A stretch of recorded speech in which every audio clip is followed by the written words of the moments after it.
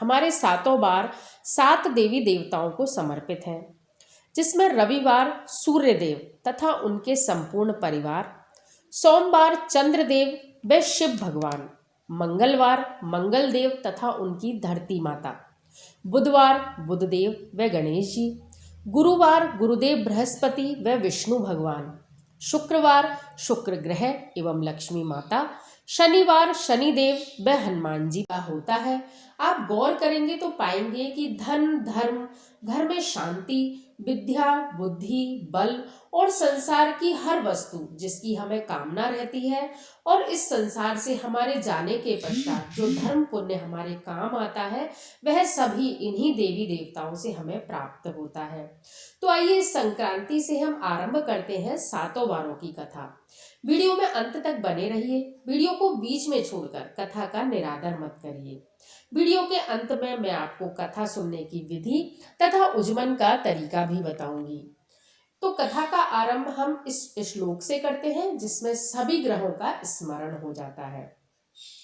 ब्रह्मा मुरारीश्य त्रिपुरांतकारी, भानु शशि भूमि सुतो बुधश्च, गुरुश्य शुक्रश्य शनि राहु केतव, सर्वे ग्रहा शांति करा भवन्तु। अर्थात हे ब्रह्मा, हे विष्णु, हे शिव, आप तीनों से ही संसार में सब कुछ चलता है। हे तीनों लोकों के स्वामी, आप सूर्य, चंद्रमा, मंगल, बुध, गुरु, शुक्र, शनि, राहु और केतु, इन सभी ग्रहों को शांत करें।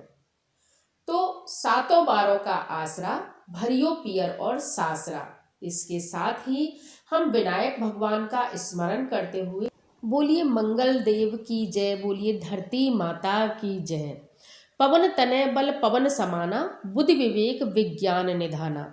सर्व सुख राज सम्मान तथा पुत्र प्राप्ति के लिए मंगलवार की कथा सुनी जाती है। हाथ में लाल पुष्प अथवा लाल फल लेकर हनुमान जी का स्मरण करते हुए, मंगल देव का स्मरण करते हुए, धरती माता का स्मरण करते हुए आइए मंगलवार व्रत की कथा का श्रवण करते हैं। एक ब्राह्मण दंपत्ति जिनके कोई संतान न थी, इस कारण पति पत्नी दुखी रहते थे। ब्राह्मण हनुमान जी की पूजा हेतु वन में चला गया और वहां पूजा के साथ भगवान महावीर से एक पुत्र की कामना किया करता था। घर पर उसकी पत्नी भी पुत्र प्राप्ति के लिए मंगलवार का व्रत करती तथा नित्य कथा सुनती। मंगल के दिन व्रत के अंत में भोजन बनाकर हनुमान जी का भोग लगाने के बाद ही स्वयं भोजन करती।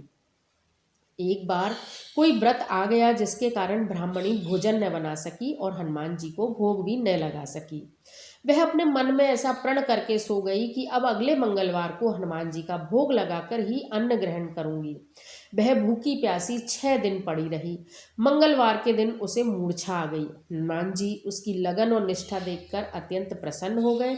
उन्होंने उसे दर्श दिए और कहा कि मैं तुमसे अति प्रसन्न हूँ, मैं तुम्हें एक सुंदर बालक देता हूँ जो तेरी बहुत सेवा किया करेगा। हनुमान जी मंगल को बाल रूप में उसको दर्शन देकर अंतर्ध्यान हो गए। सुंदर बालक पाकर ब्राह्मणी अति प्रसन्न हुई। ब्राह्मणी ने बालक का नाम मंगल रखा। कुछ समय पश्चात ब्राह्मण वन से लौटकर आया। एक प्रसन्न चित्त सुंदर बालक को घर में क्रीड़ा करते देख ब्राह्मण ने अपनी पत्नी से पूछा, यह बालक कौन है? पत्नी ने कहा, मंगलवार के व्रत से प्रसन्न हो हनुमान जी ने यह दर्शन देकर मुझे बालक दिया है। ब्राह्मण को पता नहीं क्यों पत्नी की बात पर विश्वास नहीं हुआ। उसने सोचा यह कुल्टा और व्यभिचारिणी अपनी कलुषता छिपाने के लिए बातें बना रही है। एक दिन ब्राह्मण कुएं पर पानी भरने गया तो ब्राह्मणी ने कहा कि मंगल को भी अपने साथ ले जाओ। ब्राह्मण मंगल को साथ ले गया, लेकिन न जाने क्यों उसने बालक को नाजायज माना, इसलिए उसे कुएं में डालकर पानी भरकर वापस आ गया। ब्राह्मणी ने ब्राह्मण से पूछा कि मंगल कहाँ है? तभी मंगल मुस्कुराता हुआ घर वापस आ गया। उसे वापस आया देख ब्राह्मण आश्चर्यचकित हुआ। रात्रि में उस ब्राह्मण से हनुमान जी ने स्वप्न में कहा, यह बालक मेरे ही तेज से उत्पन्न हुआ है, मैंने ही तुम्हारी ब्राह्मणी को इसे दिया है।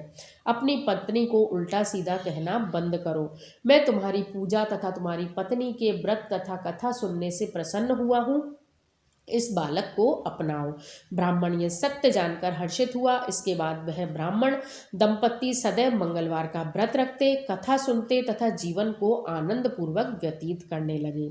जो मनुष्य मंगलवार व्रत कथा पढ़ता है अथवा सुनता है, नियम से व्रत रखता है, हनुमान जी एवं मंगल देव तथा धरती माता उनके सभी कष्टों को दूर कर उनको सर्व सुख प्रदान करते हैं। बोलिए मंगल देव की जय, बोलिए हनुमान जी महाराज, धरती माता की जय। कहते को सुनते को हुंकारा भरते को इस कथा को सुनने का पुण्य लाभ प्राप्त हो।